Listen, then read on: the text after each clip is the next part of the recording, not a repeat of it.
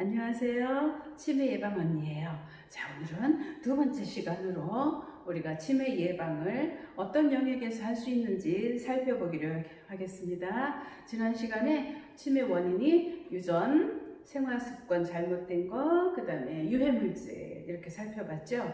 그래서 유전에 관한 부분은 우리가 예방할 수 있는 부분이 아니기 때문에 제외하고, 그 다음에 우리가 예방할 수 있는 것은 생활 습관에 관한 거가 되겠죠. 그 다음에 조금 더 예방할 수 있다면 우리가 중금속과 독성 물질도 어떻게 하면 예방할 수 있는지도 살펴보기로 하겠는데요. 우선 잘못된 생활 습관 부분을 살펴보겠습니다. 그래서 때로 어떤 사람들은 치매는 생활 습관 병이다 라고 말하는 분들이 많습니다. 그래서 잘못된 생활 습관이 누적되어서 결과적으로 오는 것이 치매다라고 보시면 되겠습니다.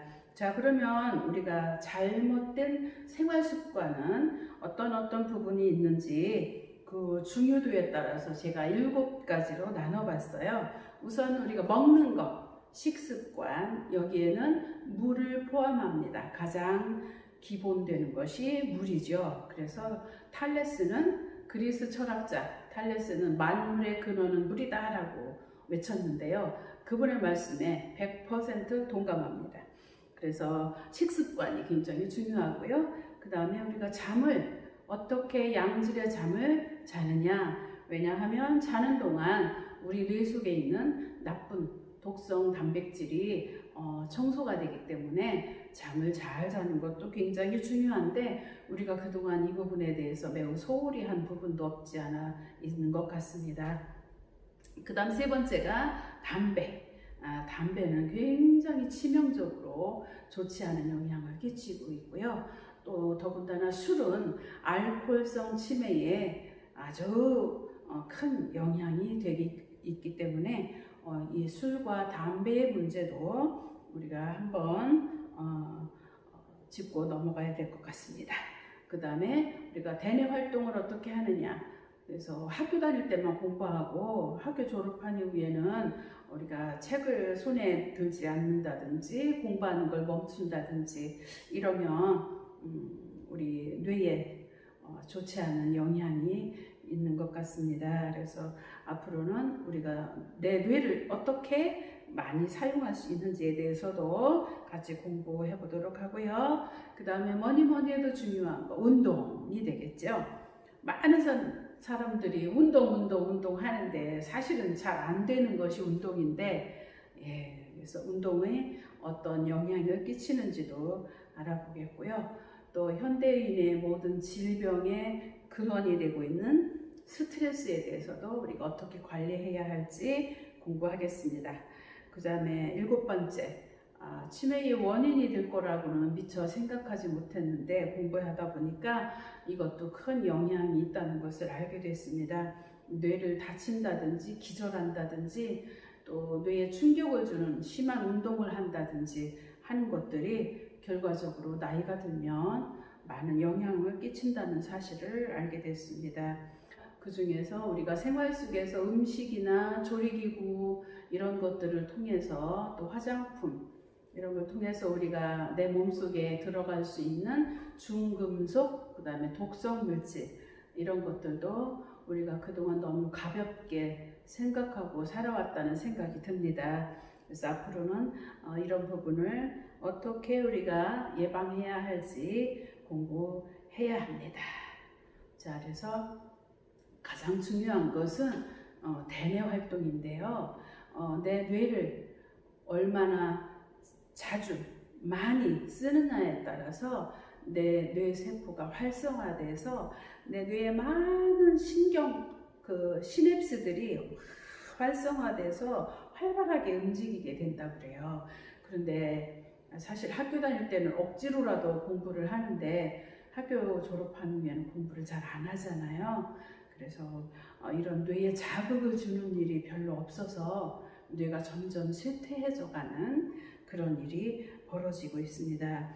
그래서 치매 예방의 가장 중요한 원리는 키포인트인데요. 이거는 뇌활동입니다. 그래서 이거는 3가지 방어선을 구축하게 되는데요. 1차 방어선은 저항력을 기르는 거예요. 우리가 뇌 활동을 아주 많이 해서 독성 물질 침입에 대해서 저항력을 기르는 것이 1차 방어선이고요. 2차 방어선은 그런 독성 물질이 내 뇌 안에 들어왔을 때 퇴치할 수 있는 능력을 갖추는 것, 그것이 2차 방어선이 되고, 그 다음에 내 대뇌과 3차 방어선은 뭐냐면 혹시 어느 부분의 뇌세포가 파괴되었어도 일정 부분 남아있는 뇌세포들을 계속 활성화시키면 그 남아있는 세포가 그나마 그 다음에 들어오는 독성 물질들을 물리칠 수 있는 3차 방어선, 마지막 방어선이 된다는 얘기입니다. 자, 그래서 앞으로는 여러분 손에서 책을 놓지 마시고 공부 열심히 하시고 뭐래도 배우세요.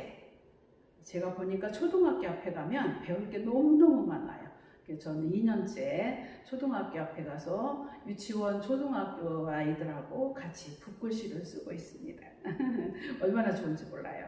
그래서 붓글씨 열심히 배우고 있고요. 그 다음에 오후가 되면 헬스장에 가서 열심히 운동합니다. 그래서 12년 동안 저는 수영, 필라테스, 헬스 쉬지 않고 하고 있습니다. 그래서 제가 안 하면서 여러분에게 하시라고 권하면 안 되겠지만 제가 열심히 하고 있으니까 또 밤 늦게까지 책 읽고 공부하고 너무너무 재밌어요. 그래서 가끔 나도 치매 걸리면 어떡하지 걱정을 많이 하지만 그래서 공부하고 운동하는 걸로 그나마 커버를 하려고 생각합니다. 왜냐하면 제가 식습관 별로 이렇게 중요하게 생각하지 않았거든요. 생각 없이 막 맛있는 거 많이 먹고 대부분이 그렇지만, 그 다음에 잠자는 걸 굉장히 억울하게 생각했어요. 할 일이 많고 공부할 게 많은데 또 자야 되네 맨날 그랬거든요. 그래서 잠자는 문제에 대해서 제가 반성을 많이 했어요. 물론 담배, 술은 제가 못합니다만 운동할 수 있고, 그 다음에 스트레스가 왔을 때 안 받을 수는 없어요. 그러나 어떤 그 가벼운 스트레스는 내 삶을 재창조할 수 있는 원동력이 되기도 하는데, 근데 과도한 스트레스는 신체적으로 문제가 되죠. 그래서 스트레스 관리하는 법도 잘 몰라서 많이 쌓아놨던 것 같아요. 그 점도 깊이 반성하고 이제는 방법을 많이 터득해야 될 것 같습니다. 그 다음에 그 뇌외상, 머리를 다친 적이 많이 있어요. 그래서 여탄가스 마셔서 막 마당에 기절하고 깨어난 적도 있고, 아무튼 머리를 많이 다쳐서 제가 깜짝 놀랐어요. 큰일 났다 생각했고요. 그 다음에 중금속 오염, 그 여자들이 그 주방에서 여러 주방기구나 이런 걸 통해서 많이 되고, 심지어 우리가 바르는 화장품에도 독성이 있다고 그러니 참 우리가 앞으로는 아마 신경을 바짝 쓰고 예방을 해야 될 것 같습니다. 자, 그래서 앞으로 다음 시간에는 우리가 식습관, 그 중에 또 물을 어떻게 마셔야 되는지 여러분과 함께 공부하겠습니다. 다음 시간에 만나요.